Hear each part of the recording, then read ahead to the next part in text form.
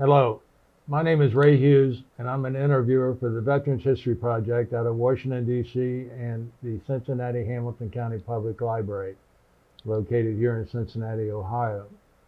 Today's date is the 6th of July, 2016, and today we have the honor and privilege of interviewing World War II veteran Forrest Preston Stivers. And all right, just to call you Forrest, Mr. Stivers? Bud. I was known as Bud most of my life. Okay, well, I'll call you Bud if that's right with you. Bud, what was your date of birth? May 2nd, 1923, And where were you born at? in Covington, Kentucky, across the river. I see. You remember the address you were living at when you were born? Not that one, but from after that, I think I have most of them still. But Oh, well, where did you can't move remember that after? one. It was down near the public library in Covington. Ah, I see. Mhm. And then where'd you move to that you remember the address? 43rd Street in Latonia, 113, and then I don't know. It'll come to me in a minute, but I don't recall exactly right now. Yeah. Mhm. And what were your parents' names, Bud? My mother was Florence Rosner, and my father was Sidney Stivers, Sidney Forrest Stivers. And what did your father do for a living? He had been in automobiles down on Scott Street at a Rio dealership. He was happy as a lark. The dealer was happy. Everybody was making money. And a distributorship came available in Cincinnati. The dealer bought it, unfortunately, and it did not work out. My dad didn't have a regular job from then until he went to work out at Wright's in 1941. What year did he lose his job then, so to speak? Leave the job, would have been 33, I think. And that was a Rio dealership, Yes. the Rio trucks? Trucks and cars, beautiful cars called Flying Clouds. And they were on Scott Street to begin with? That's where they ended up. Stayed there all the time until they closed. Until they closed. Mm-hmm. And when did they close? Do you recall? About what year? Well, it only took about I think 10 months for the whole distributorship to collapse, and because of monetary problems at that time, you know. Is that because of the Depression? Oh yeah, Yeah.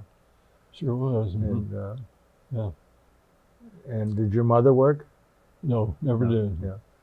And did you have brothers and sisters? Two brothers. No, I had a stepbrother, but very late in life, and we never became close enough to be typical brother and sister, brother and brother. No sisters? No.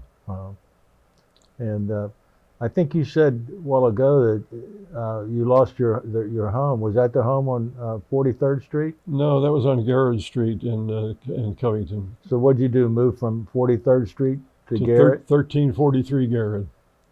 And tell us about that, if you will. No, we moved.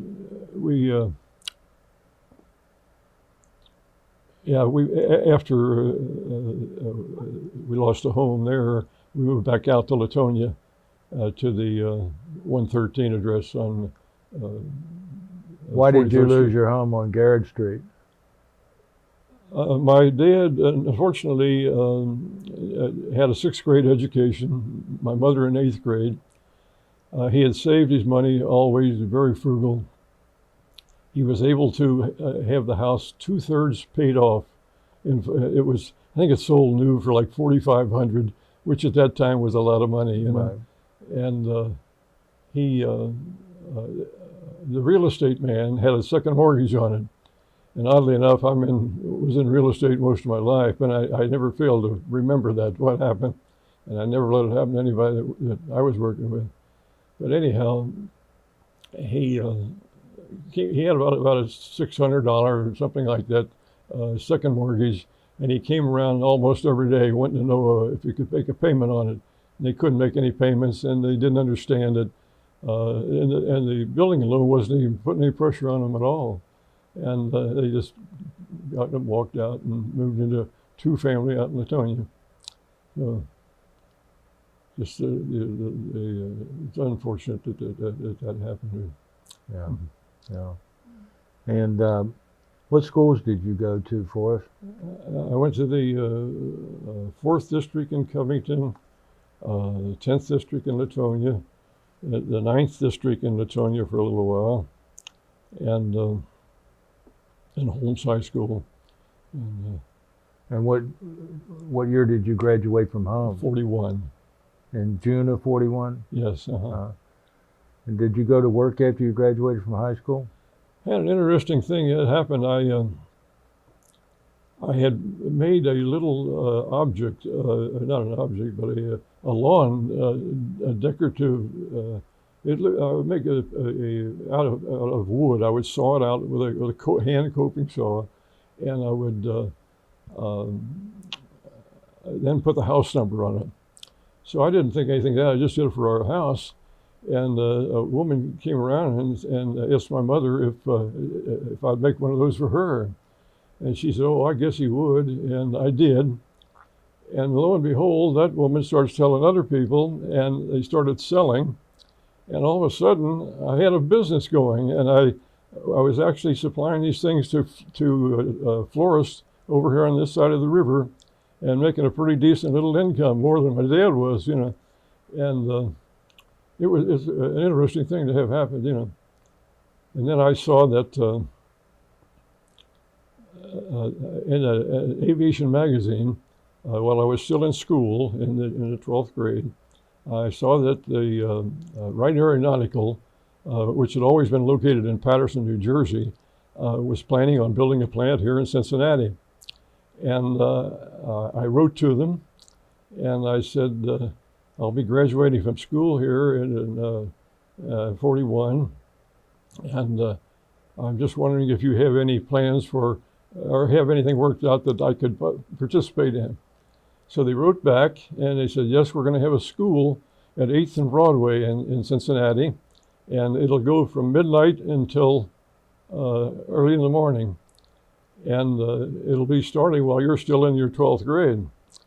So I said, well, if you have no objections to that and I can work it out, what's the chances? They said, fine. So I came over and started to learn to assemble twin row aircraft engines, And the R2600 was a pretty decent sized engine at that time. It still is. So not that they use them any lower, but I'd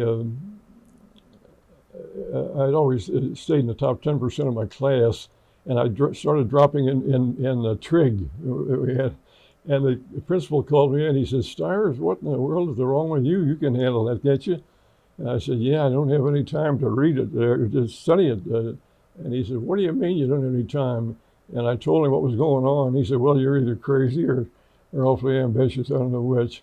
So anyhow, I was still able to pass the exams and graduate. And then I was called when the Wright plant just barely opened. And at that time, they never had an assembly line at all in their one plant that they had in Paterson. So they called. Well, first of all, I got in early enough that I became a lead man, and we would stand there, and three of us would assemble an engine from this much of a crankcase all the way to the end. Are these radio engines? Yeah, twin row radials that were used, the B-25 and the A-26 and all those. It was a very much used, good engine. And so I was called in on a Sunday afternoon, and one other fellow was called in, and they said, "We want you to disassemble an engine." And they said, "Don't do anything until we tell you to do it." And we looked at each other. We didn't know what was going on, And we disassembled the whole engine, and it took quite a bit of time. Of course, we were there all day long. But each time that we would reach for anything, they would click their stopwatch, and then in a minute we'd lay the tool down as they stopped. And from that, they started up the first assembly line that had ever been created for an aircraft engine of any size, let alone something that big, you know.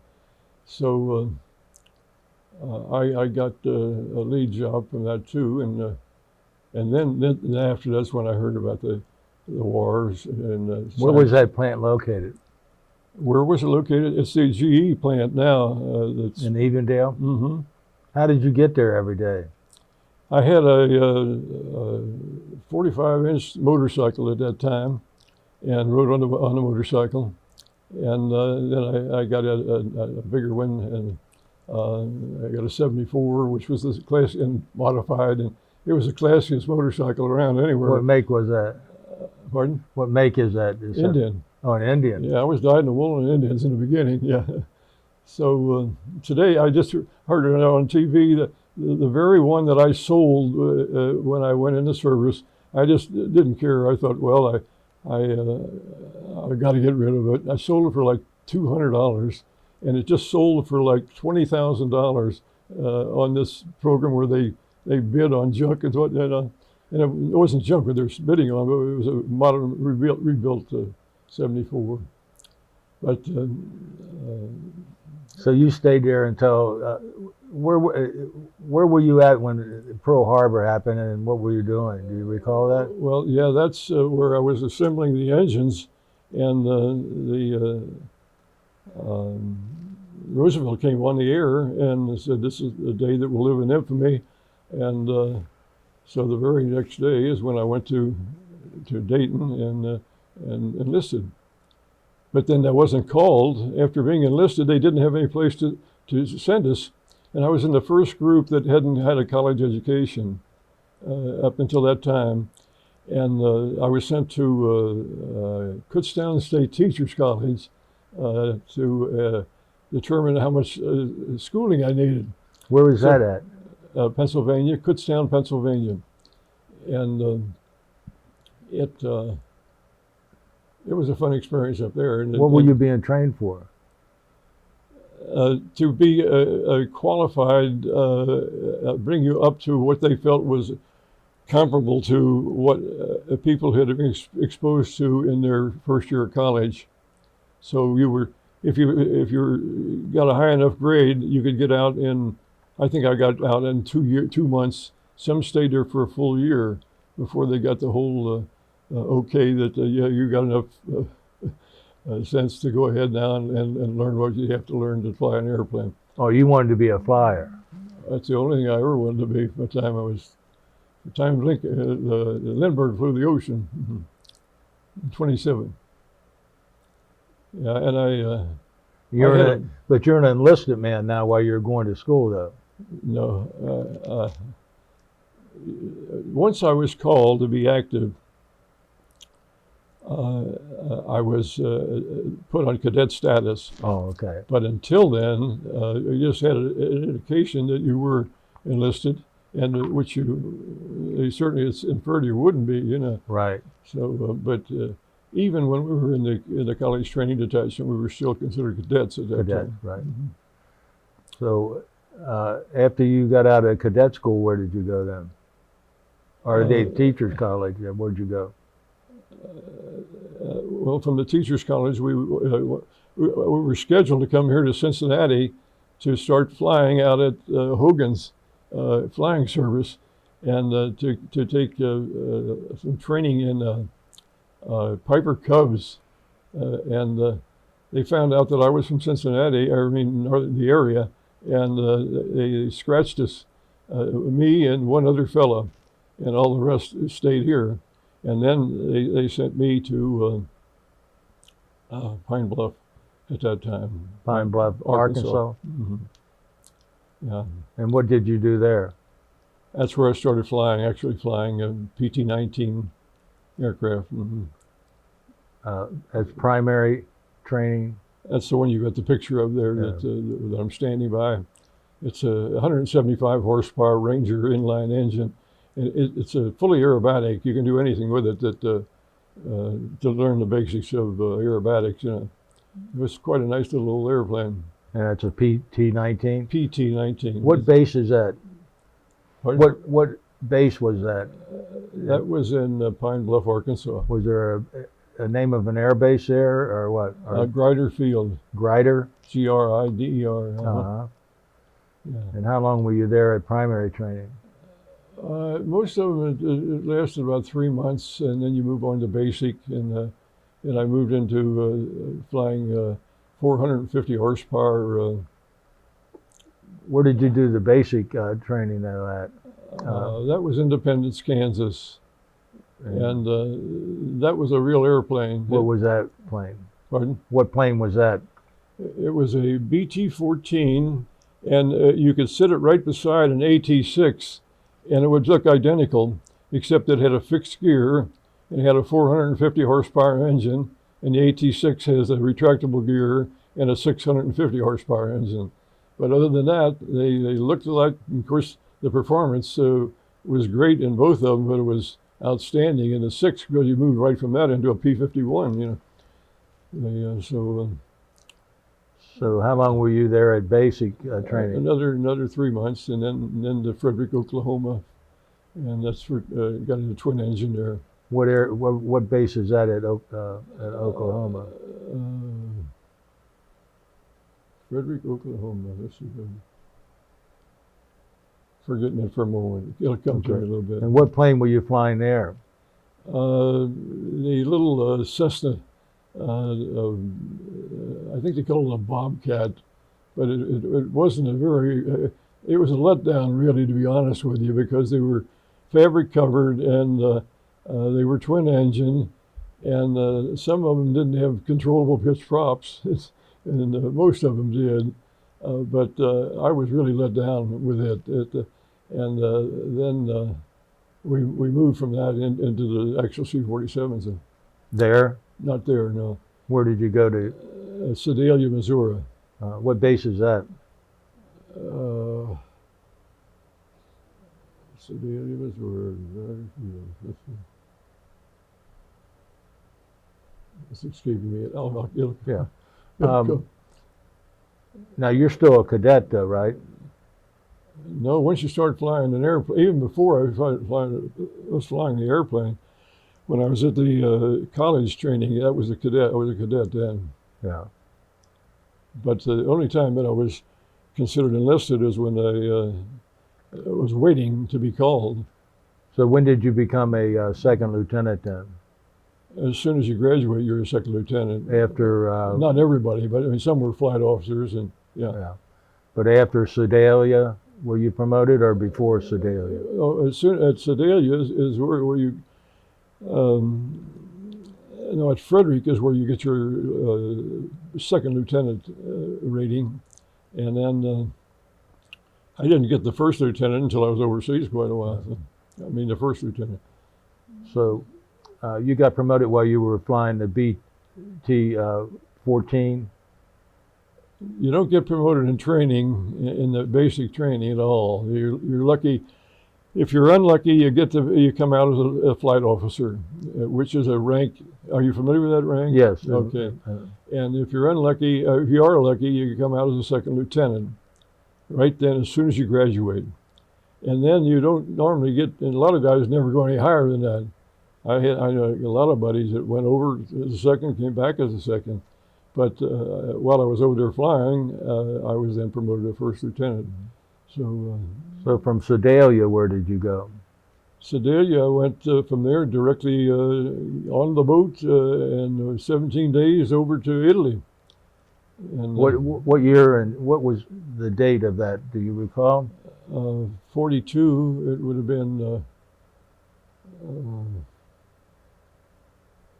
It probably took us about 6 months. It was about. Well, what year? When did you get to Italy? Well, that's what I was just thinking. 40. Let's see, 41, 42, 43. Yeah, 43. Let's see. No, I started training in 43, and at 44D, no, 44. So it would be. At that time, they were debating about invading either through Italy into Germany, or from the the English approach, which they made, and it was an argument between Eisenhower and Churchill. Churchill, yeah.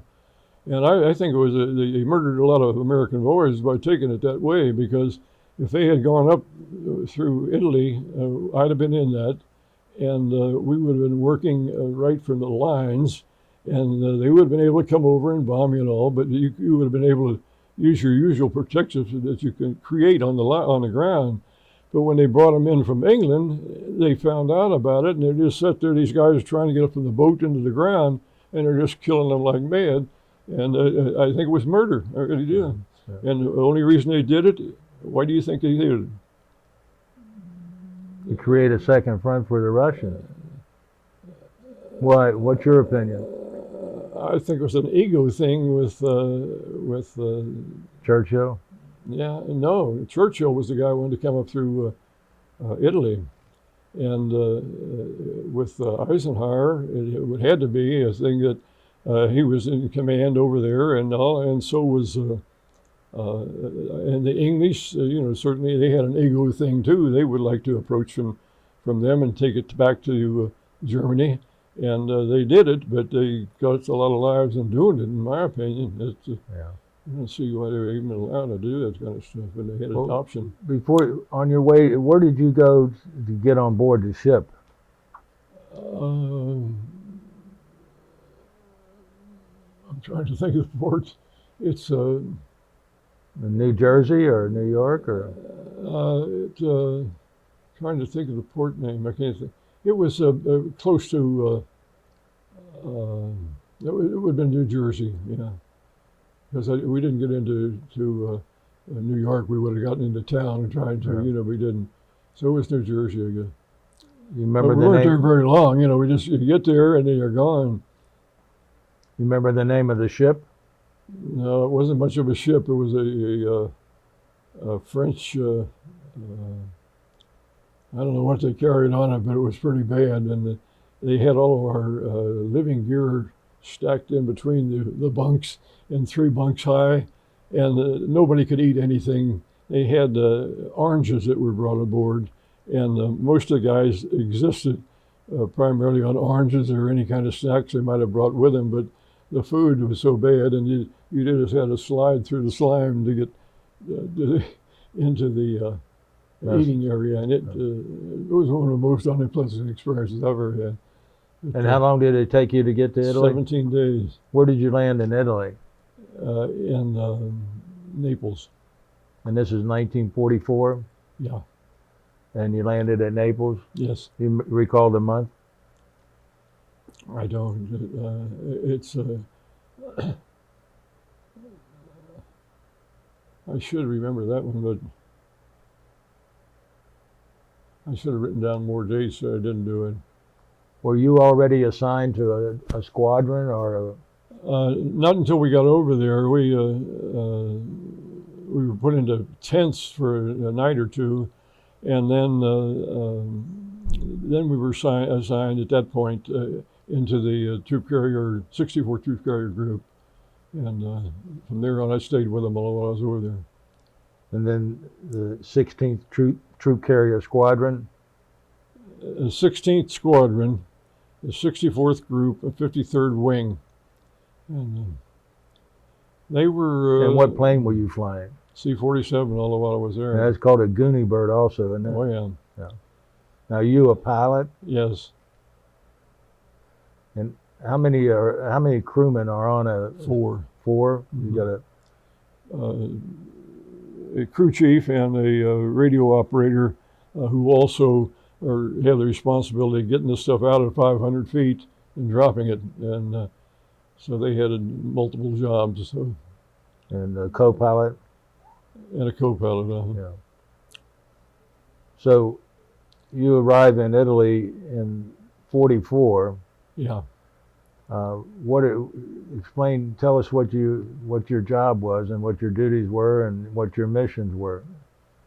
Well, I immediately, as soon as I arrived and was attached, the first day I was there, the commanding officer just happened. I was standing around down at the operations, and he says, "You like to buzz, Lieutenant?" And I looked at him. I thought I was a second lieutenant, and he says, "I said, what are you doing? Put me on the spot here, sir?" And he just laughed. He said, "Come on, let's go fly." And we go over and we start buzzing Anzio. That's what I was trying to think of, Anzio Beach, and that had just been hit, and it's still just all in ruins. So he starts buzzing at about, it seemed like 15 feet. I don't know where that lowered on, but we went over the whole thing to see it all. And he says, "You like to buzz?" And I said, "Should I?" And what I like it, he grinned and he said, "Go ahead." And I started flying. I did the same thing that he did, and he got a big kick out of that. And because he had started out as a buck sergeant when the war started, and wound up as a colonel. What was his Light name? Colonel Cerny, Colonel Cerny. Who? Cerny, Cerney. Yeah, and he was quite a guy, but he wasn't very orthodox as an officer. he came in. The building that I was living in had been partially bombed. It was a four-family, and an Italian had been blown up in the room next to it. And they when we come there, they just said, "You can fix up a room there in the basement." And we go down there and they get a big kick out of the fact that we found out that this guy had been splattered right across the hall there, And so my co-pilot and I got busy, and we turned it into a real nice little living spot. But when got off from, I came home one night, and I'd been at the club, and I walk in, and here's the colonel on my bunk with a girl. And he says, "Oh, Lieutenant?" "Yes, sir." And he says, "We were just checking around here." He says, this artwork you put here about Milt Caniff and everybody and on the walls." He said, "I heard about that." And he said, "We just came in here to see that." And I said, "Oh, thank you. I'm very flattered." And the girl's trying to get dressed all this time, and he leaves, and you don't think anything of it. But and then shortly after that, he went down in this area that I was flying every day and was captured. And the next report we got from him was in Switzerland. So he was captured as an enemy. And put in a POW camp? Yeah. Do you recall the names of your other crew members, the co-pilot and the radio operator and cruise chief? Yeah, let's see. Walt Gallier was my co-pilot, Gallier, and Bob Waters was radio operator, and Milt, I can't remember his last name, was crew chief, but it's pretty close. Yeah. Well, go on about your everyday life and missions that you were flying and what you were doing.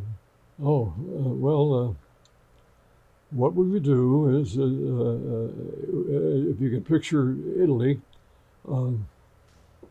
each day there would be a takeoff of bombers on the far east coast around Foggia, and then on the far west coast around just west of where we were living would be the P-51s would be taken off, and we would be taken off right in the middle. And we would be carrying anything that was necessary to carry on war for the partisans who were living. Partisan, as a person, you're familiar with what they were.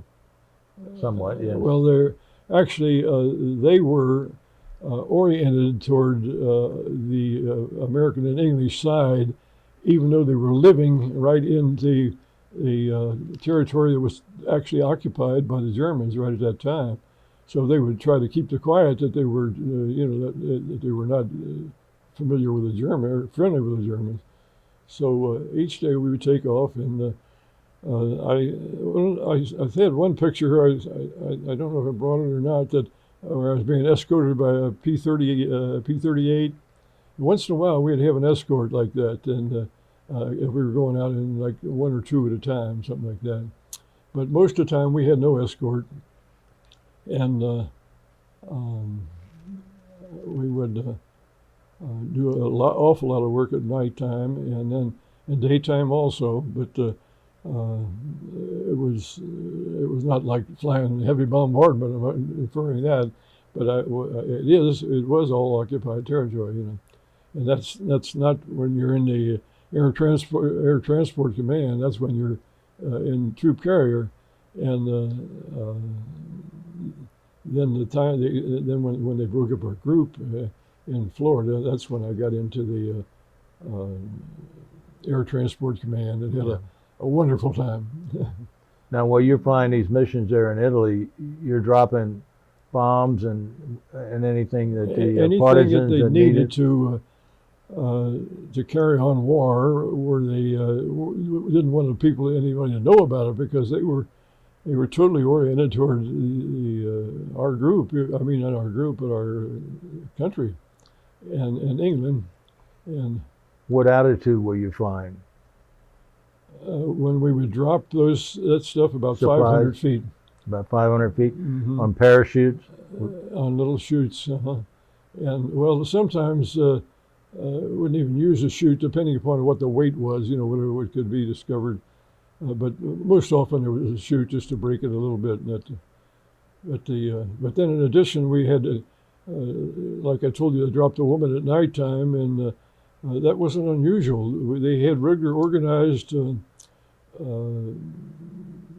control of the activity going on in the area by English people coming in and serving a tour of duty, and they would actually be dropped one at a time, and they might serve there for 6 months or 3 months or whatever, and it took a lot of guts to go out in that total blackness. I mean, there's no lights. You dropped them at nighttime? Yeah, oh yeah, yeah.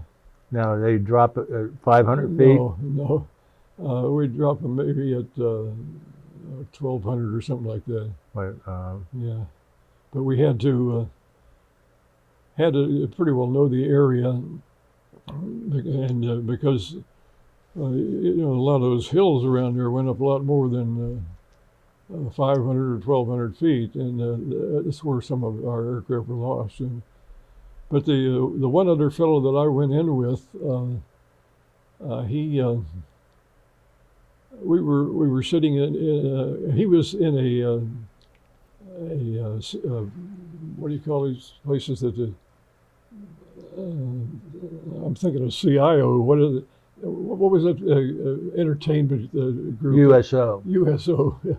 He was sitting in a USO in Rome one night, and I came, and he had his hat pulled down over his head, over his face, and I recognized him even with that, because it's the way he sprawled and whatnot. And I woke him up, and we had a big reunion, because we hadn't seen each other since we left home, What was his name? Oh boy. I'm blanking out again. You'll think of it.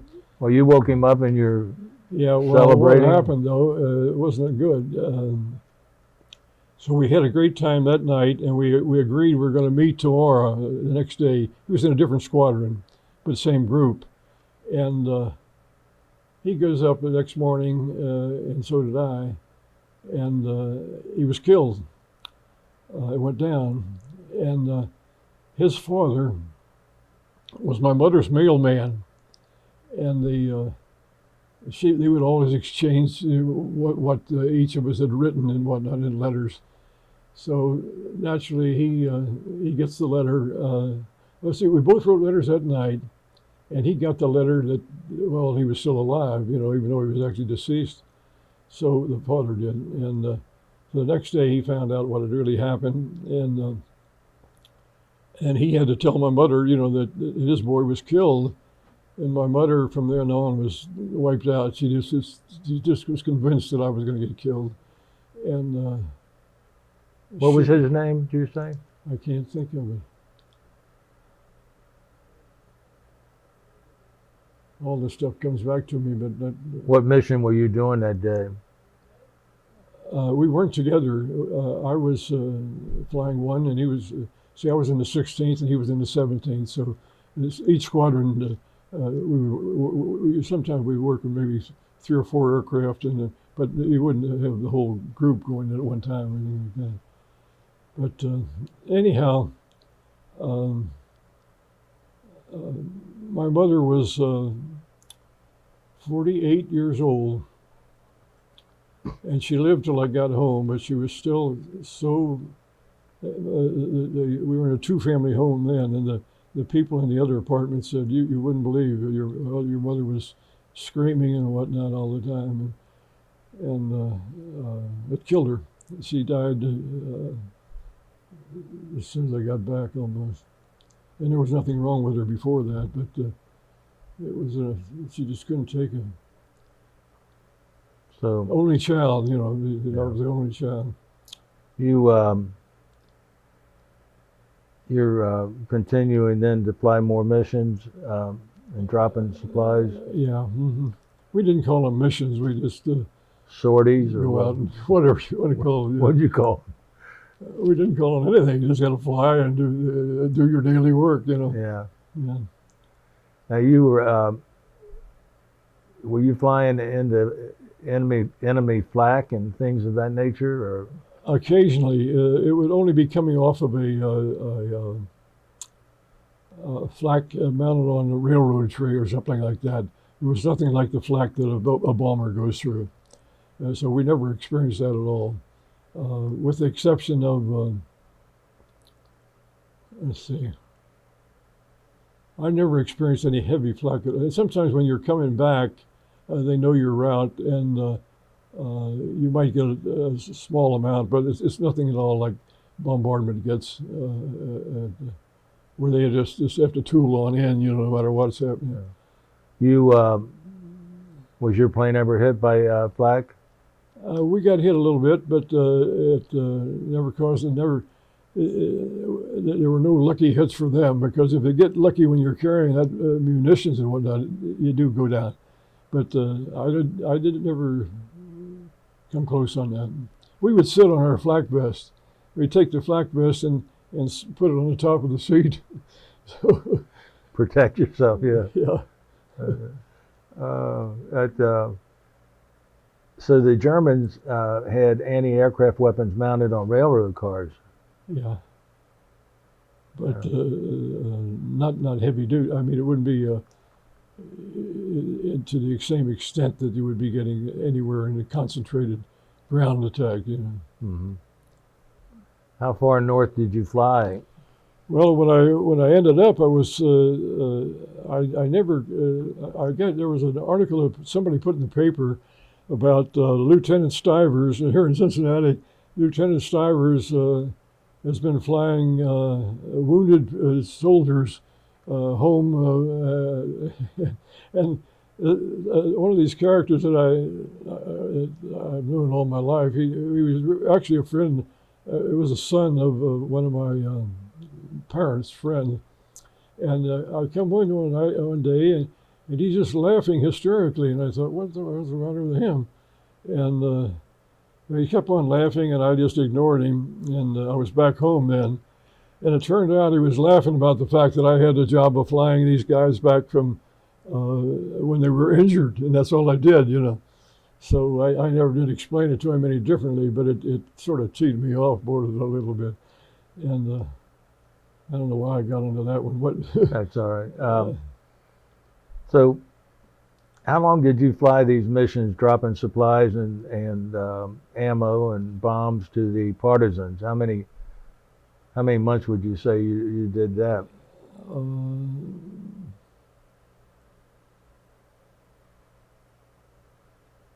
Let's see.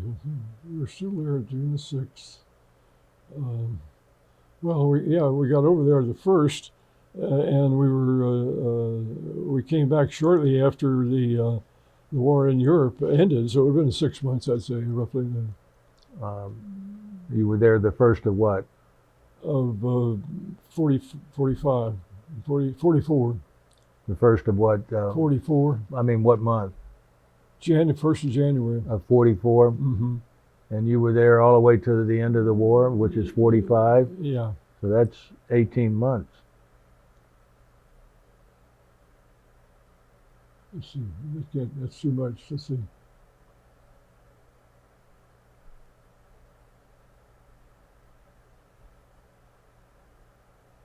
No, I didn't get there in January. I got there after Sedalia, and I graduated from Sedalia in April of 44.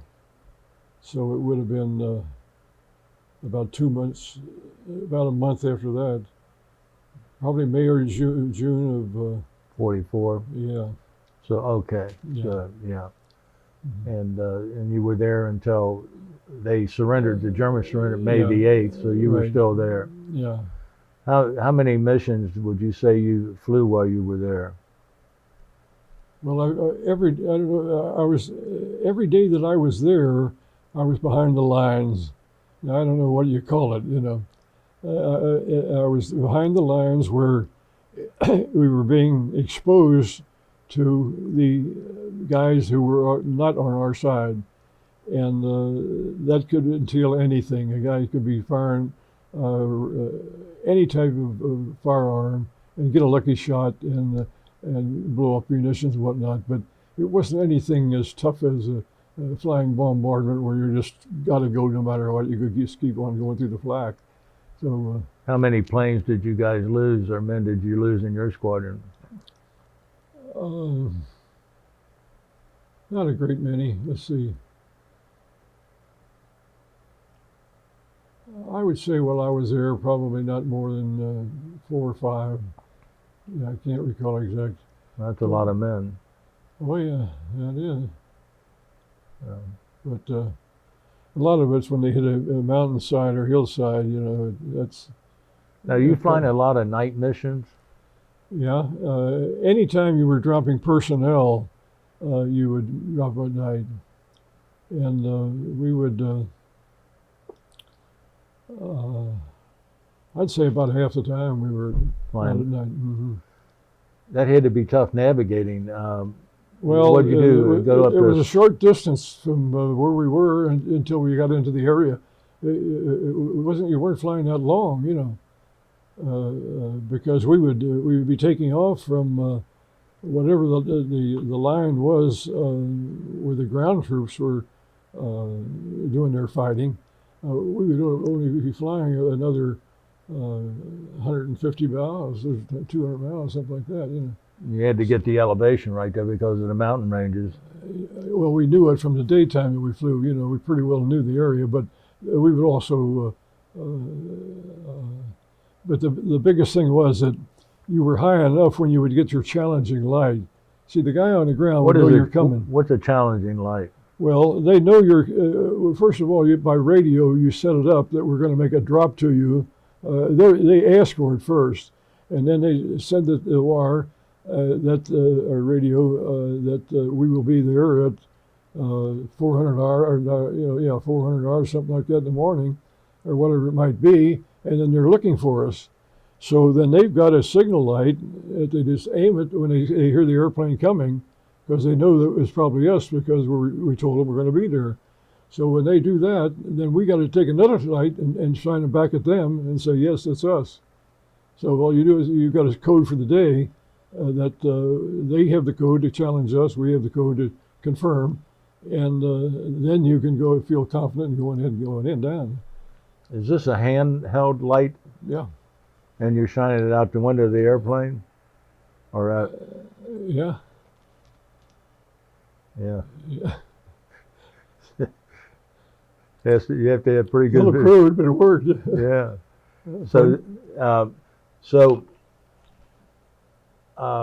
You would sometimes have personnel in the plane, and they were like, I'm going to say OSS agents or spy agents or something, I would imagine. And then you would drop them from upper altitude once you had these signals, correct?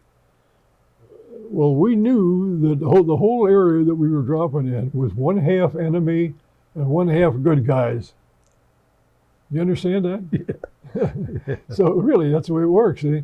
So when you go in, you know you're going to have the bad guys as well as the good guys, and you've got to challenge. I mean, they've got to challenge us because they're living. They're the good guys. They're living there. See? So they take the gun out, the signal gun, regular signal gun, and they'll just aim it at the airplane, and we'll see it, and then we have a different code that we send back, and then as soon as we say that, the light goes off because they know it's us, and we go down. Yeah. So that took a lot of guts to do that. well, it was a little bit exciting at times. Yeah, especially after you hear somebody gets in trouble, it can sound it's exciting. But again, the guys that really hit it tough were the big boys in the B-17s and the B-24s, and Right. even the fighters.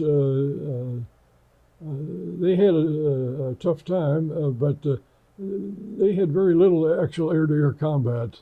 It was mostly ground strafing and that sort of thing that they did. And but even that, if they get down, if they get hit, they're gone.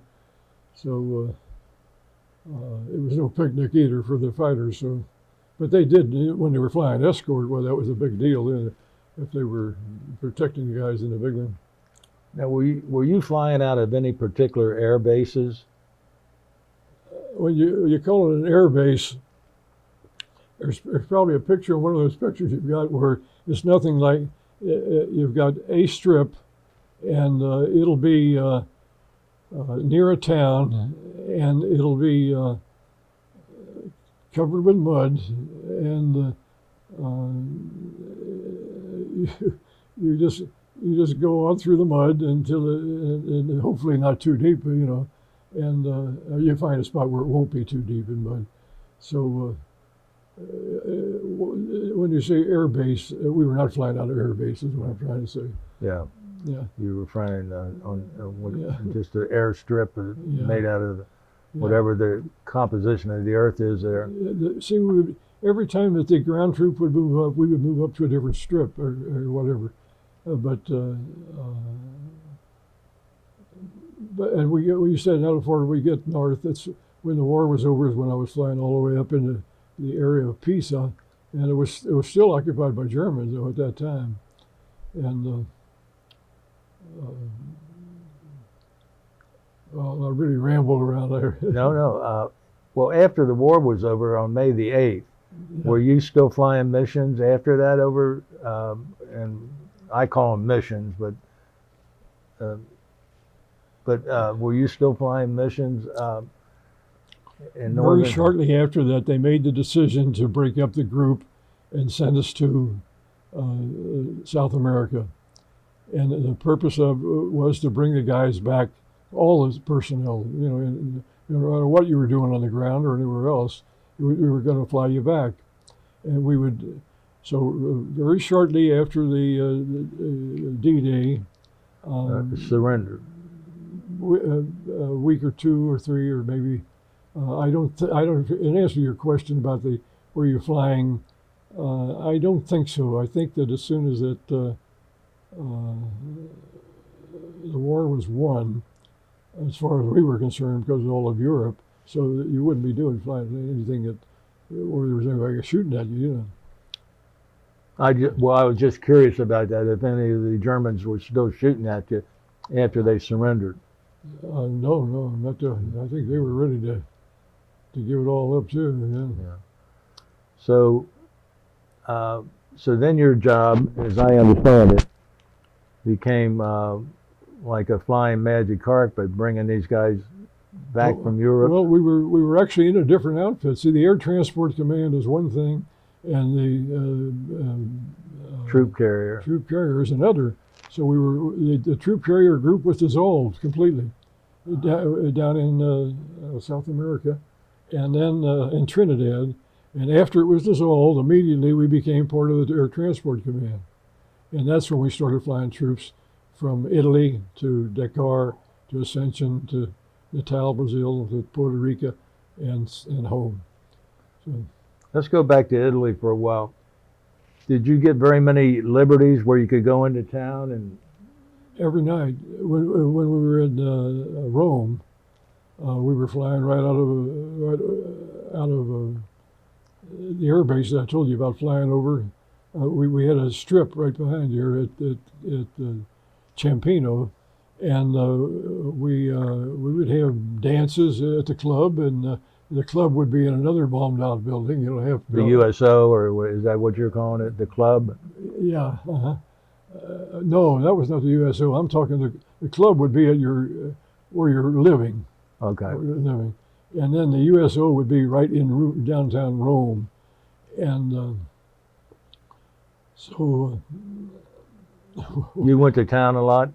Oh, yeah. Every night that you had the opportunity, you would go. They would have, what were they, 6x6 Trucks, yeah. Trucks, yeah. And they would bring us in to the town, and they'd pick you up at a certain time, and it was nice. I mean, they did everything they could to make it nice for you. Now, did you have?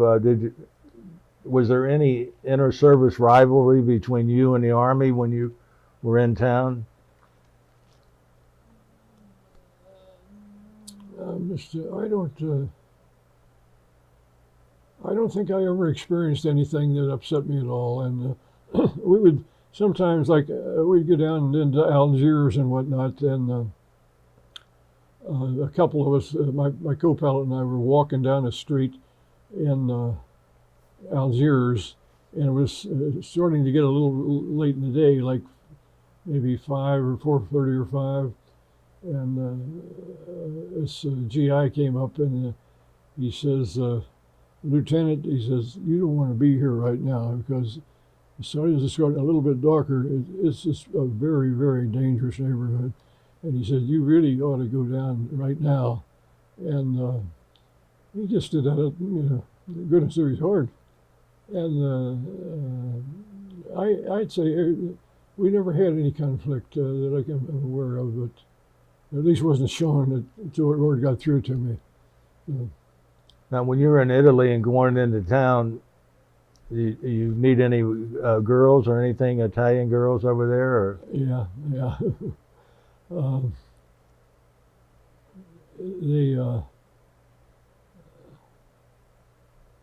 When I was trying to think here. Yeah, we did. Yeah. Okay. All right. But, so, any other experiences while you're in Italy you want to share with us? You don't remember that friend's name that got killed yet, do you? His dad was the postman. Remembered. That's crazy. When did you get promoted to first lieutenant? Oh, I'd been over there about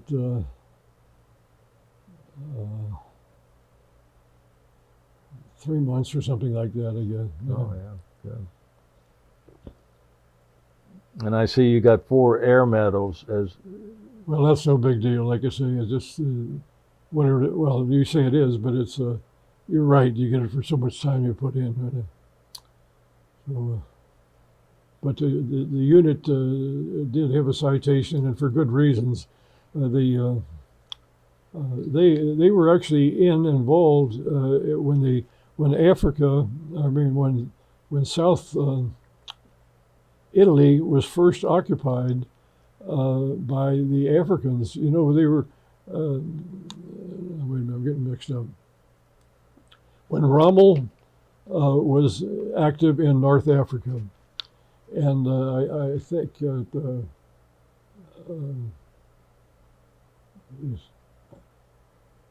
what's our guy here that's flown 49 missions? Russ Whitty. Yeah, Russ. When Russ came in, he was flying out of that same area with Rommel and whatnot, and our group was actually involved in dropping troops as they started up right at that point, all the way up through all of Italy, right from where he was, and we would move up all the time when he and others were moving the activity, you know. So. It was a progressive thing, and was disappointed and not disappointed that they didn't come through Italy, because I really think that there was a crime. We get said before, I won't get back on that one, but they should have come up through Italy and approached Germany. Your feeling is it would have been less loss of lives and No question about it. But I could be wrong. I mean, that could be my guess. So, while you were in Italy, did you meet any high-ranking officers? one fellow, well, first of all, I was standing in the operations, and there was a general that was wanted a brigadier wanted to fly over to Corsica, and I just happened to be standing there, and he said, "Have him fly me over." I had to run and get my co-pilot, and we flew him over there, and then he cut orders for us to stay overnight. We were actually attached to the group there, and they stayed 2 days in Corsica. On Corsica? Yeah, but I was thinking of something else for this, as we said.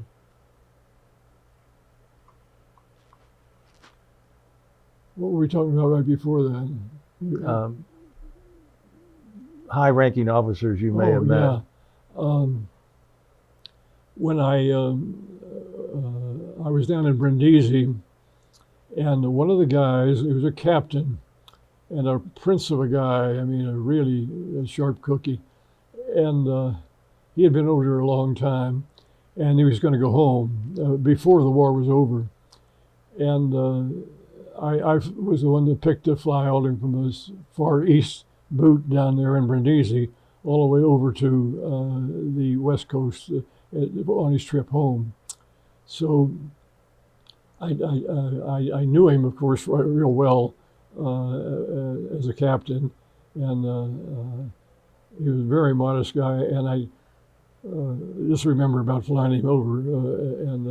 But anyhow, after the war, we had a meeting of our group, and I started talking to him, and he had been made a 2-star general, the captain had, and you're going to ask me his name. I think it's Glaugh, Glaugh. But anyhow, when I saw him, he said, Stivers, he says, did we ever fly together? And I said, well, no, I don't think we actually did. And we hadn't in the cockpit together, you know. And I didn't have sense enough to, I guess he was talking about when I flew him across there, and I didn't have sense enough to say, well, we flew together when I took you over there. But anyhow, he ended up selling Christmas trees and when he got back and the war was over in Michigan somewhere. He bought a huge area and sold Christmas trees and whatnot. I'll be darned.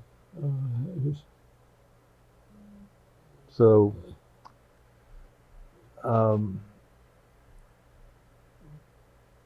after your group is disbanded, you join.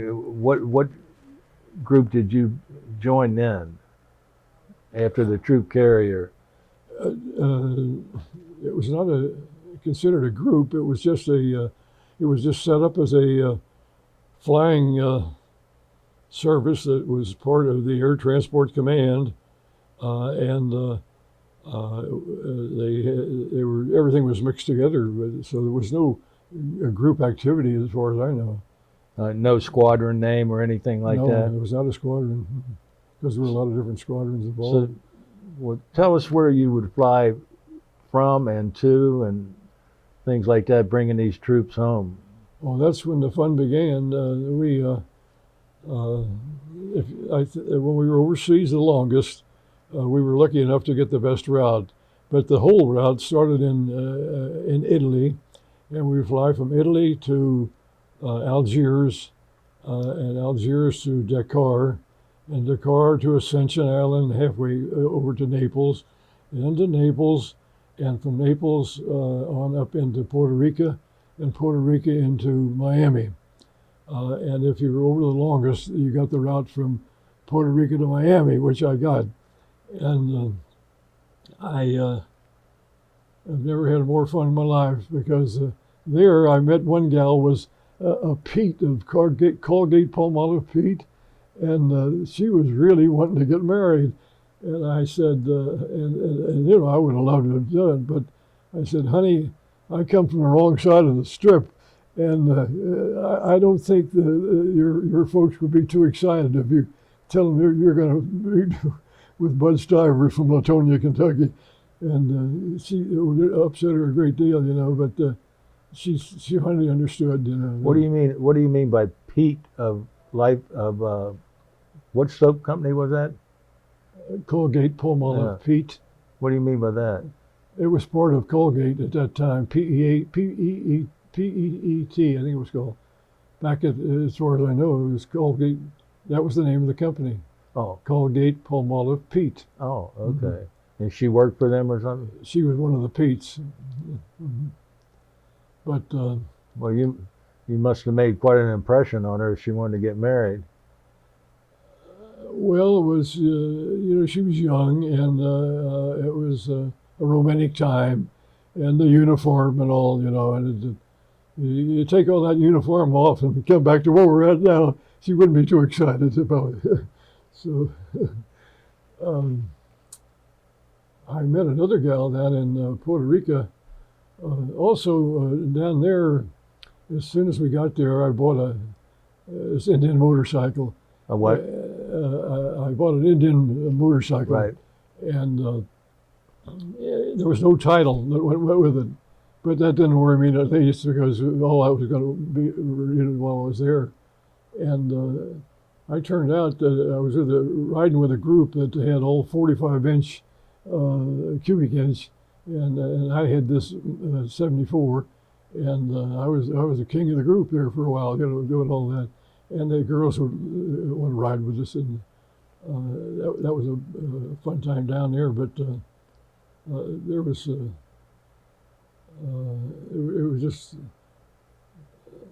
great to be able to just fly. And well, actually, I decided I really wanted to be an airline pilot at that time. Later on, I had we all wanted to be, you know, everybody came back, and everybody wrote in, and they all said, well, we thank you for applying, but we don't need anybody at this time. And so another fellow and I went down to Florida. We were going to get into crop dusting to build up time. And I went down there, and this buddy of mine his parents lived down there in the wintertime. And it was McDaniel's Flying Service. And Bill and I went down, and we walk in to the flying service, and here's this guy standing there. He's got a flask of whiskey in his hip pocket, and he's got a torch in his hand, and he's working on wrecked airplanes to get enough parts off of them to rebuild something that could be flown. And when I walked up to him, he said, "Yes, sir." He said, "What can I help you, buddy?" And I said, "Well, we understand Mr. Daniels is going to teach us how to dust." And he just stands there for a little bit and just keeps shaking his head. And he says, "What kind of flying have you done?" And I told him, and he said, "Well, this is sort of different." He says, "You know, really, this isn't where you start. This is where you end up." And I said, "Oh," and he says, "See what I'm doing here?" And he said, "This is going to be what you're going to be flying if you get into it with McDaniels." He says, I said, "Well, okay, thanks." And we thought, well, we got on a bad steer, you know. And we were getting ready to go into town. And what town is that? Daytona. And so as I was leaving, he said, "Wait a minute, Sonny." He says, "Come here a minute." And he says, "I've got a friend that just built a duster, out of a PT-19, or not PT-19, PT-17. And he said, it's a nice airplane. And he sees he's going to be looking for somebody to fly it. And he said, he might teach you if you got a knack for it. So he says, go down there and tell him I sent you. And so we went down there. And he says, well, how much money do you want? So I had no idea what they get, and so I told him what I'd been making as a first lieutenant on flight pay, and I thought that would be enough, or not too much. And he just shook his head. He said, no. He said, for the first 6 months, you won't be worth anything to me. And he said, if you learn how to dust and you start earning some money, he said, I would pay you enough in the meantime and he said, my wife would feed you. And he said, we got another trailer here that you can live in. And he says, then after you start learning how to really dust, he said, then you'll make some money. So I said, okay, that sounds good enough to me. And we go back to Cincinnati. I had full intentions going back to see him. And I go out to Lincoln Airport, and there's a guy there that's working on a PT-19 low wing, And out of curiosity, I go over and look, and he says, what do you, he started talking, and I said, yeah, I flew PT-19 in primary. And he said, we're starting up an airline. And I said, really? And I said, you need any pilots? And he said, no. He said, but we will later on. And he said, but we do need a station manager. And so I said, oh, really? What's the station manager do? And he said, well, you'd have one person working for you initially until we get it going further. And he said, but we got plenty of money. He said, a fellow by the name of Sam Keener from Youngstown, Ohio, is a multimillionaire, and he had 2 pilots during the time the war was on. And he said, when they came back, he said he didn't need those 2. He had already hired a 3rd one. And he says, what do you guys, how can I help you guys? And they said, well, let's start an airline. He said, well, tell me all about it. And they told him how we started this airline in Ohio and never go out of the limits of Ohio. And he wanted to call it Superior. He did call it Superior Airline. And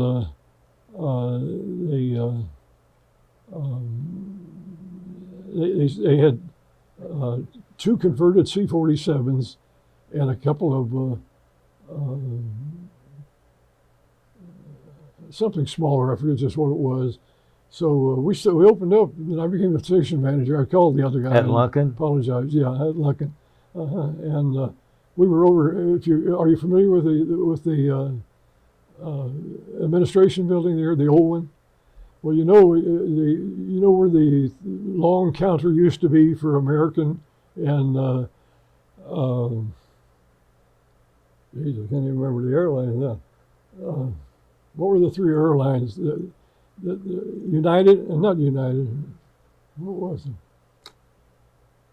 Anyhow, You're flying for Superior, though, right? we called ours Superior, but it was in the corner, in the far corner opposite that long panel where the 3 airlines were. I'm really embarrassed that I can't remember that. So anyhow, we operated for 6 months or so, and we were carrying passengers, and I would have to go out and I'd have to, first we'd have we didn't have a telegraph, so we by phone I'd find out what time he's going to be here and so forth. Then I'd have to go out and announce the arrival of Superior Airlines, so and so. And when he got there, then I'd have to bring him in, and then I'd go inside, and then I'd help the girl check him in, check all the passengers in, which weren't too many. And it was a fun thing doing that. But after about 6 months' time, the guy with the money in Youngstown, he said, we're going to have to do something. He says, because we're going to have to get the mail route. He said, if we don't get the mail route here within the state of Ohio, there's no way we can make it as an airline. So he tried to get it, and Roscoe Turner, does that name mean anything to you? Yeah. Roscoe Turner got the mail route and never ever used it, to the best of everybody's knowledge. It's my knowledge now. But as soon as that happened, they gave up and shut the airline down. And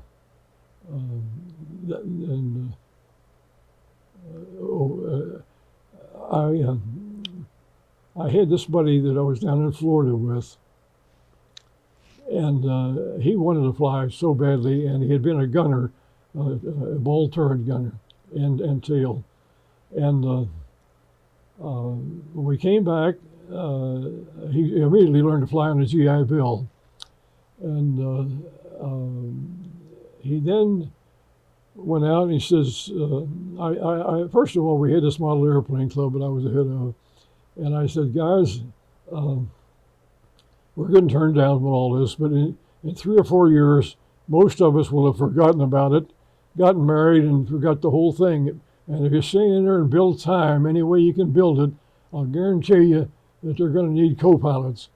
So lo and behold, my prediction was true.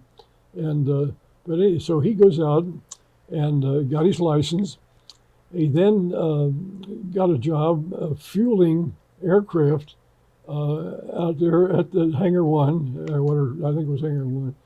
And from that, he got his job as a flight engineer with American. And when he got to the flight engineer, he had to move to Chicago, and he did. And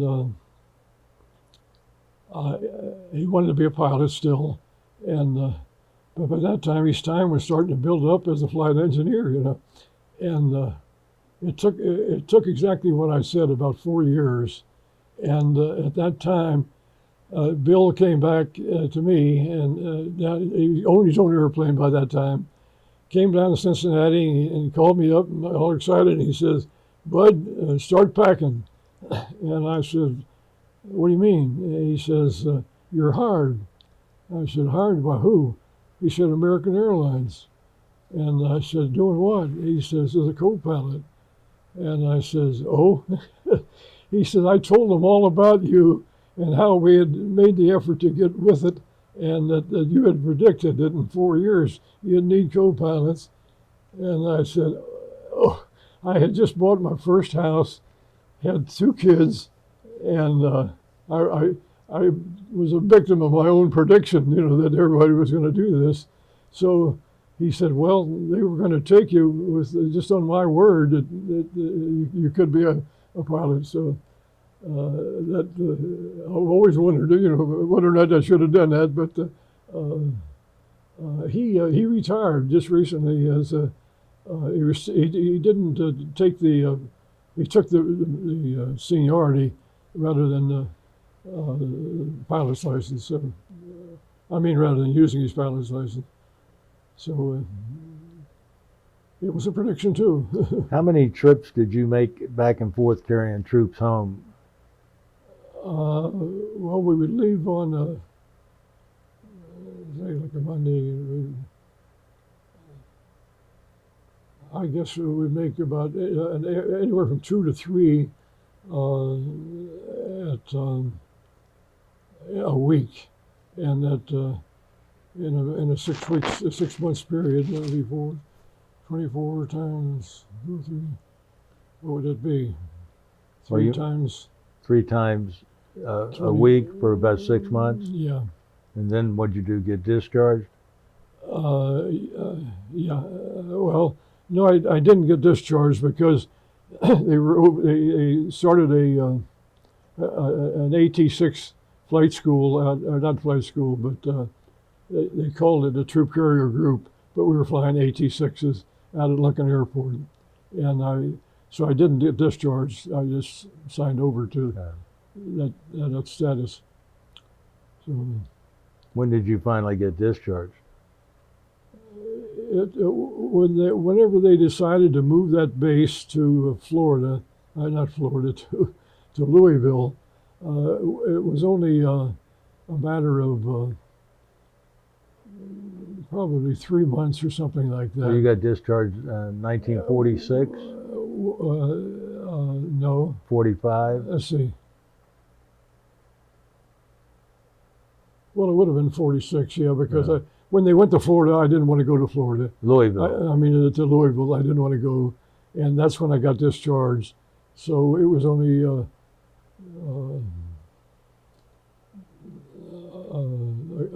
or 3 months. Let's see, we had.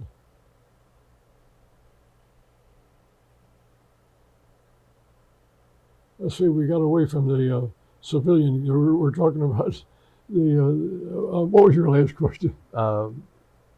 When you actually got discharged from the military. Yeah, that would have been.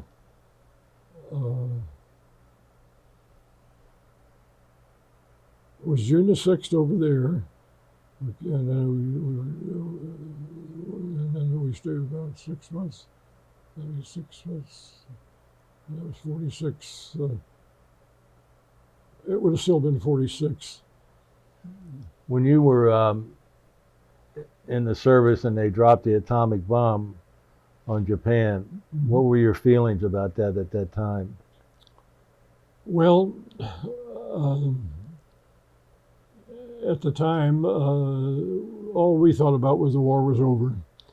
And so when we heard the word that the war was over, we went out and jumped in a Jeep, and I drove it, and everybody hung all over the Jeep, and we went wide open and go around the perimeter strip celebrating, and I don't think we gave it a thought about what was, the morale or morality of what had happened really. So until later on, so of course, then you begin to realize what really had gone on. So, but I was happy that I wasn't forced to be one of them that did it. Yeah. So, what did you, when you came home, what did you end up doing for a living? Well, when I first got back, after the Lunken, I went down to the university, and they had a program there that they would give you an all-day testing to see what you're qualified for. So when I did that, and I did it with tongue in cheek. I didn't believe any of that kind of stuff, and unfortunately, so when I get finished, I said, "Well, what should I do?" And he said, "Well, there's no question you should be an aeronautical engineer." So I just laughed. I said, "Really?" I said, "They need aeronautical engineers about a little bit less than they need pilots." And he said, "Oh, really?" And I said, "Yeah." I said, "Well, what else would be good other than aeronautical engineer?" And he said, "Well," he says, you probably should get into some kind of sales and probably selling airplanes." I said, "Well, they're not selling too well right now. They're being sold for junk." And he says, "Well, I guess the best thing would be automobiles." So I sort of tongue-in-cheek said, "Oh, who should?" I said, "Yeah, that'd be good." And my father, had been in automobiles, and that's where he got the axe. So I decided, well, maybe he's got something. So I looked up and see who was the best-selling car. That was Chevrolet. And then I looked up to see what was the best, what dealer was selling more than anybody in town, and that was Queen City Chevrolet. So I went down to Queen City Chevrolet and announced that I was ready to go to work as a salesman. And the guy just grinned, and he said, "Well," he said, "we need salesmen like we need a hole in the head." He said, "They're standing in line for these automobiles." And he said, "But we do need a dispatcher." And I said, "Why don't you need salesmen?" He said, "Well, people are they're begging for automobiles." and we got a line here. All we do is pick up the phone and say, "You're next," So I said, "Well, what if I took the job as what would be called entailed in the dispatcher job?" They said, "Well, you would be you sit up in a little cupola and look down, and as the work comes in, the people on the floor that are taking the cars in will tell you what they are, and then you assign them to mechanics on 4 floors, and then you're responsible to make sure that you're going to get them out for the day if they want to get out for the day, because most people want to do. They bring in the morning, they want to go at night." And so I took it, and it worked out well, and I worked out a system that increased their activity a great deal, and that they were impressed, and they sent me to a service manager school in Michigan, and I went up there and took the course, and came back, and let's see, and I got into sales. The first ones that they needed, as soon as they needed one, they took me on as a salesman. And at that point, I, as I said, looked up what was the best. And when I got into sales, I started making money. And the average person, at that time, throughout the United States, how much do you think they were earning total? The guys that were actually earning a living. About $4,800 a year. Yeah, and and if you made 10,000, you were in like the top 10%. So I was earning like $18,000 selling real estate by that time, because as soon as I sold a truck to a real estate woman, and she says, she says you should get out of automobiles and sell real estate. And I laughed and I said, "Oh, really?" And because I was thinking about the repositioning of my father's home and all. And she says, "Come out and talk to me." So I went out, and she started showing me some figures and whatnot. And I said, "Well, what if I do it part-time?" And she said, "No, I don't like part-time people." But I said, "Well, why don't you let me give it a try part-time before I quit?" And so I did, and she talked her into it, and I made more money in that first month, than I made in 6 months probably. And I ended, as soon as I saw the potential in it, that's when I decided to open up on my own.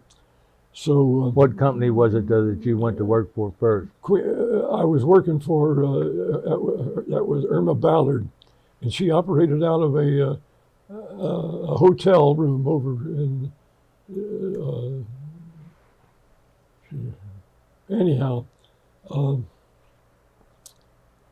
after I found out that she wasn't the one that I should be working for, I decided to find out who was doing all this selling, that I saw these signs popping up.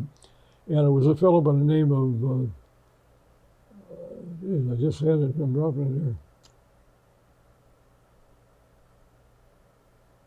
Anyhow, I go out and I asked him about part-time selling. He said, "No, I don't want any part-time salesmen."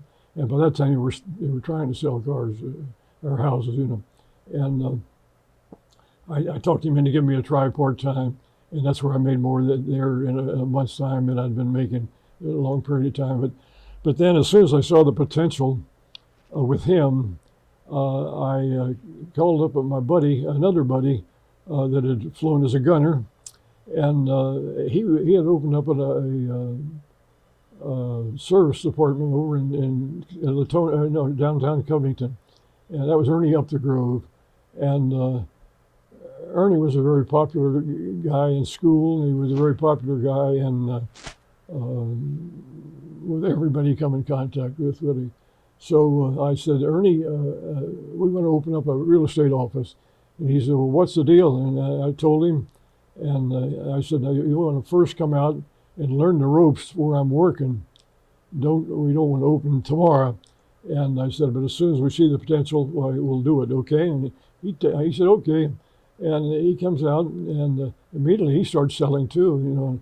And so within a very short length of time, I opened up, and I saw that there's just so many ways to make it in real estate compared to the automobiles. You know, you can buy, you can sell, and you can buy and resell, and you can build, and you can do anything you want to do. So we've got a half-page spread. No, it's not there. I saw that today. I still got it, and it says the NQuar alone was all they needed, and at that time the NQuar was a big deal, you know. And and the amount of money that we had made in the first 6 months was spread all over there, and it was enough to be impressive, you know, even somebody reading the NQuar. So from there on, it just mushroomed, and but at the end of 1 year, Ernie had been going to school, and it didn't tell me about it.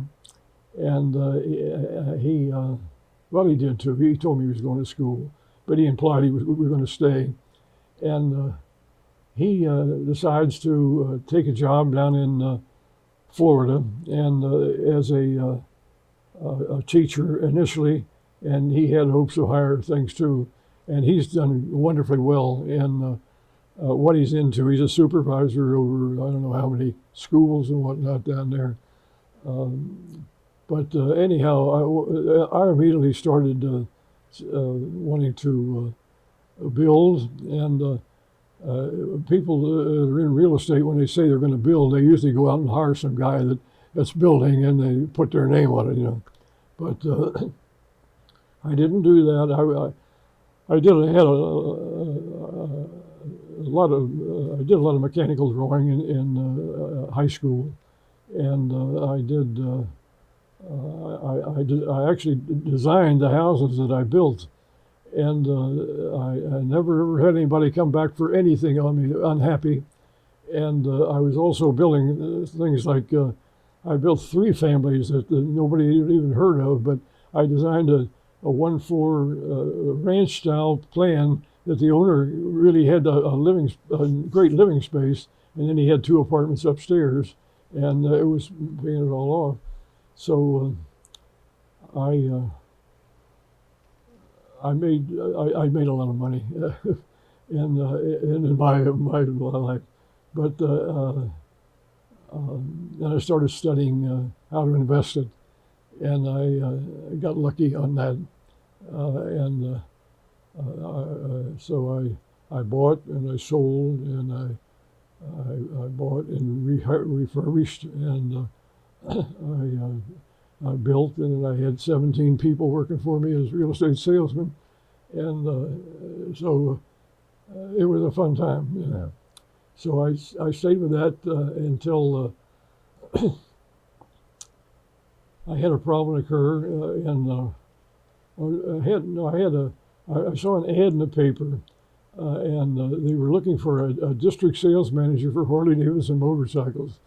And I looked at it, and I thought, and it was 1962, I think, and there was a slump in real estate. But I had just bought the ground between the 2 Western Hills Plaza shopping centers, and I built 4 apartments, and I had a couple of lots left, and I just kept them, and I went down for kicks and had the interview with Harley-Davidson motorcycle, no intention of taking it. And I get down there, and I thought, well, why not? I can always come back and reopen the real estate office. And I did it, and I took their test, and I got their job at Harley-Davidson and increased their sales more than anybody ever had in the length of time that I was district sales manager. And I worked very closely with the finance department, and became good friends with a guy that was head of Kilburn Finance. His name was Getke, Gaedeke, and So I went up there, and I enjoyed it immensely because I could decide to go.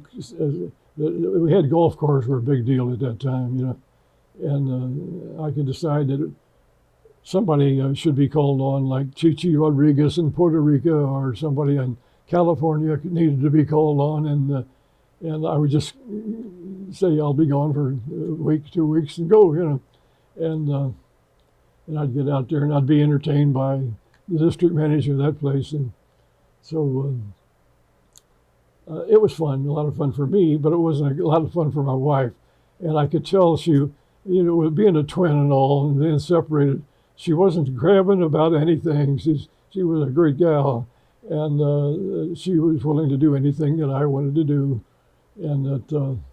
But I finally decided to come back, and then I was going to open. I wanted to see first of all what the best dealer in town was doing, and before I left, Porchman and Euler, I considered them no better than me.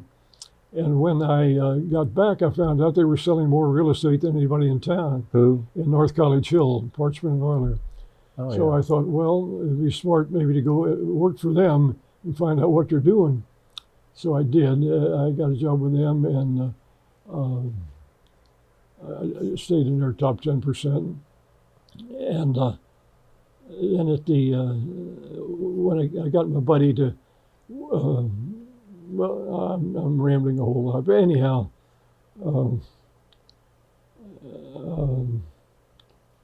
I had a lot of fun doing a lot of things. I didn't mean to get all this rambling, but Tell us about your wife. When did you meet your wife? not until after the war. When it was actually when I was working for the automobile dealer, her sister's husband became friends, and he introduced me to her, and she was an unusual gal, and What was your wife's name? Lois Bell, Bella. Lois, and then the second part of it was Bell, capital Belle, Lodwick. Lodwick, yeah. Mm-hmm. And how long did you go with her before you married her?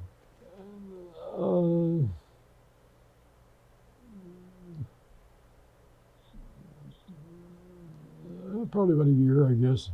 When did you get married? In 48. 90. Mm-hmm. What date? I knew. That's why I laughed. You forgot the date? The date you got married? Oh, the actual date, it was,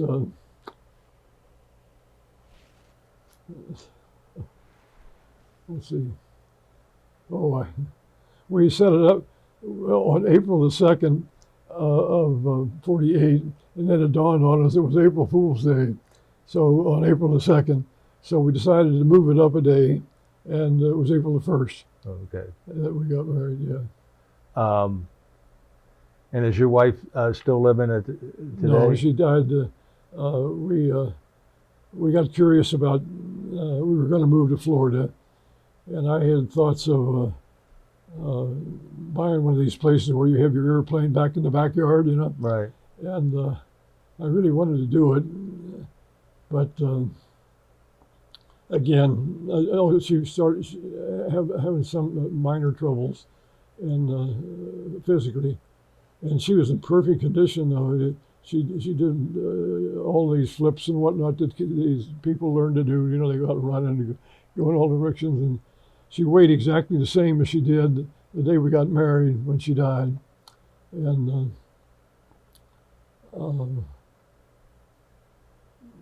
How long ago did she die?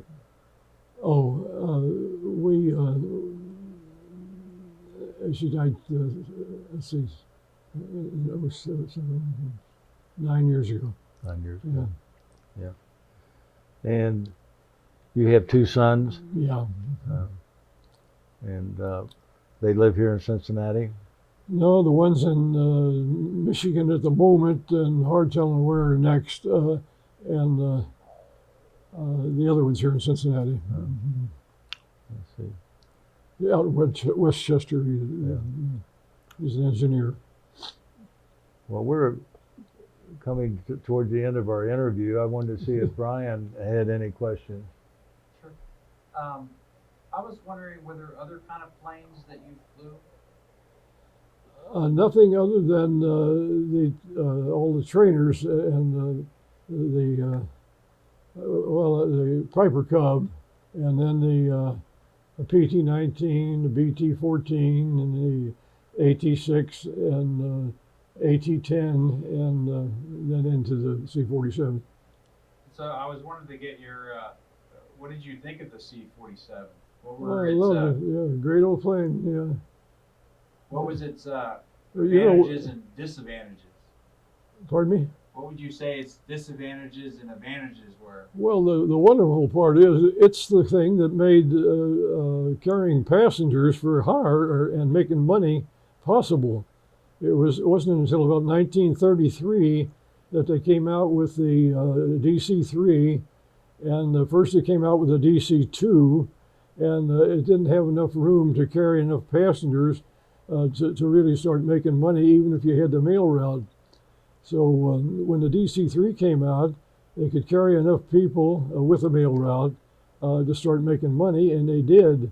And that's the thing that really made aviation, civilian aviation, here in the United States. And the disadvantages with it, there were none. It was just a great old airplane.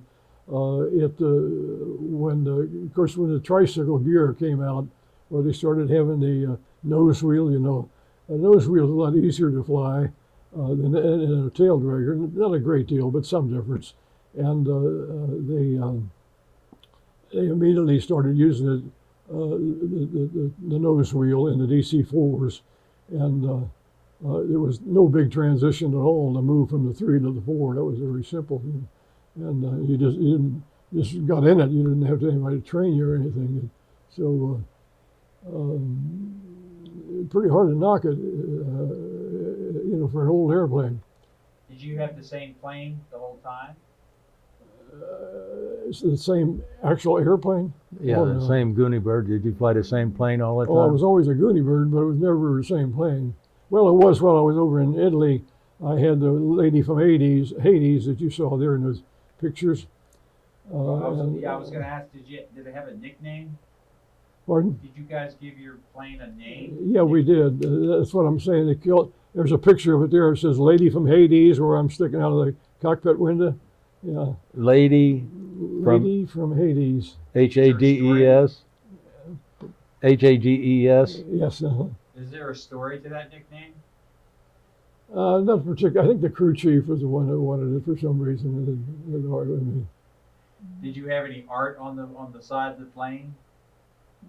Pardon? Any kind of art, illustration, Artwork. Yeah. artwork? Yeah. Do you remember what the artwork was? It's in one of those pictures you've got. Yeah. You mean the artwork in addition to? They had the one that just said "Lady from Hades," but then no, we didn't have the artwork coming out. That was a register for the Walrus. So we'll probably use that. The C-47s, did they require a lot of maintenance? Do you remember anything that would? Well, they not really compared to other aircraft. It was a radial cooled engine, and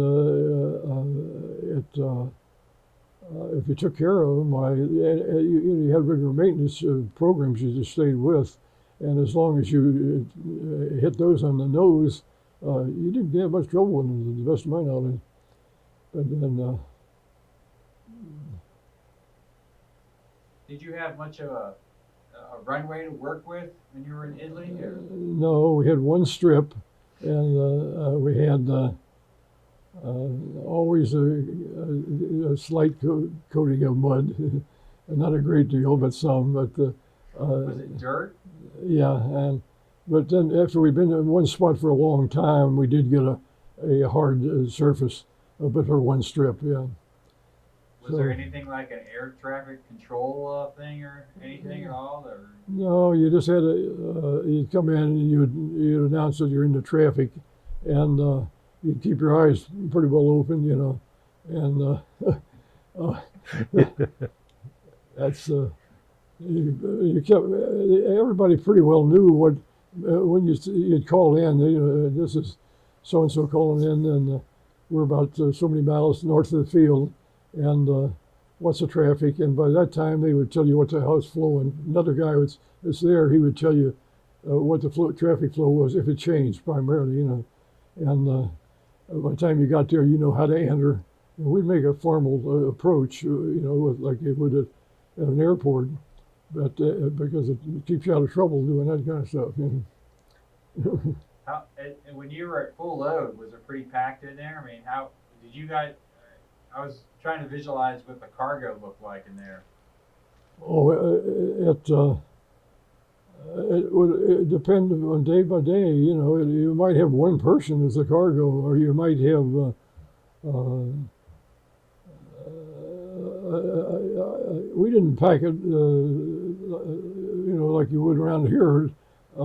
It would just depend upon what they needed, and they would call in first and tell us what they wanted. See, and if they would call in and say that they needed food, or they call in and say they needed water, they needed bombs, they needed ammunition, any of the stuff that you use in fighting a war, they would tell us first, you know, and we'd be aware of what we're carrying. So in most cases, it wouldn't be packed from end to end. It would just be what they really needed at the moment. And when you were transporting troops, would they just be just wherever they could get a spot when you had troops transporting troops?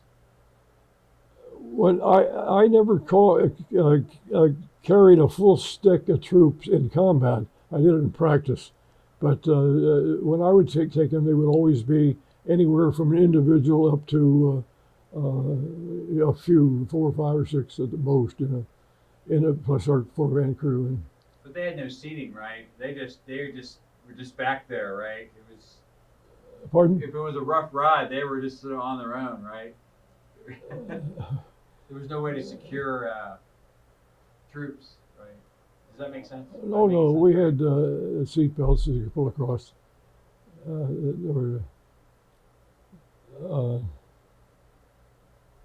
You had like a platform that they could sit on there, a seat, and then it had seat I'm belts. trying to think. I know what you're thinking about. I guess they didn't come to think of it. Later on, when we were in Florida, then we did have them rigged with a strap, even though they were. Well, no, we had different seats too. No, I guess they didn't have any straps. I forget. It's going to be a few years, you know. Did you mention that you would at some point you flew to like South America? Well, after the war, I flew back my own airplane, and so did other guys too. The first time, and we flew, as I've mentioned a couple of times, that it was from Italy to Algiers to Dakar, which is on the west coast of Africa, and then from there to a little island called Ascension, halfway out, and from there to Natal, Brazil. And that was that flight. It was retained by all of them that were forced to fly it. But as I said before, the lucky guys would take just you would take you didn't fly that whole thing each time.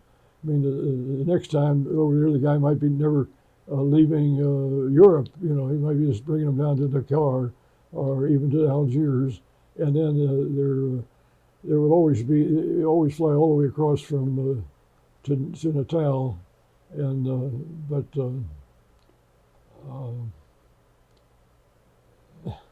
but why Brazil? Were you dropping people off in Brazil? We were dropping anybody was a soldier for the United States Army. We were bringing home, and we did that until we got them all back here. But why through Brazil? That's where our group was broken up first, and we were changed from a. Wait a minute. We broke the group up there, and initially we were coming through Natal, but later on, you're right. We went directly from Ascension to Puerto Rico. Right. We got mixed up. Yeah. I was just wondering, was there like some sort of base or airstrip in Brazil?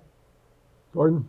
Was there some sort of base or airstrip in Brazil, like a U.S.? Yeah, it was a regular airport. I didn't have much of that to do. See, I just came in there once, and then from there on, my run was only from Puerto Rico to the States. Okay. So I don't know not much about it down there. But our group was, our people were flying it. And Well, I have one last question. Were you in Europe when Hitler died? Did you hear about that news? Where were you when you heard about the Germans surrounding or surrendering or Hitler killing himself or anything like that? Sure.